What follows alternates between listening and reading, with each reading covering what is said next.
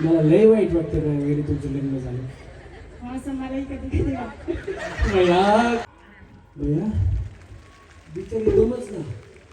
तुम्ही proper dancer असल्यासारखं dance करता. काय करता तुम्ही? लहानपणापासून नाचायची आवड आहे. भैया डान्सची नाहीये का? तेच ते. नाचायची आवड आहे. वाजवा टाळ्या.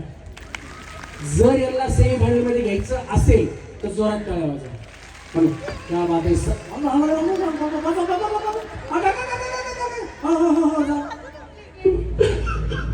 इतनी खुशी इतनी खुशी इतनी खुशी.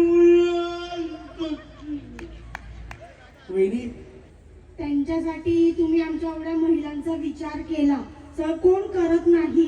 कारण की आम्ही रोजच्या धावपळी ते नवऱ्याचे डबे करा, त्यांच्या मागे पाठवा. कधी डबा नाही पाठवला तर तू डबाच नाही पाठवलास. मग तुमचं भांडण होतं असं? हो.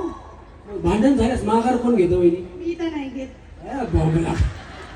मग एक दिवस जर गेले विदाऊट डब्याचं तर काही प्रॉब्लेम आहे का? मला पण झोप लागते. थंडीची तर कवडी सकाळची उठून वाटत नाही अजिबात. आणि त्यांना डबा द्या, भाजी द्या, परत पोळी भाजी व्यवस्थित पाहिजे. असं नाही की चला मसाले भात दिला, काहीतरी फोडणीला भात बीत दिला, तसलं काही नाही लागत. या तुमचं लग्न करून लई वाटून झालं. मला लय वाईट वाटतं काय वगैरे तुमचं लग्न झालं. असं मलाही कधी कधी वाटतं. या काय बोलायचं आता. मग कशाला केलं लग्न?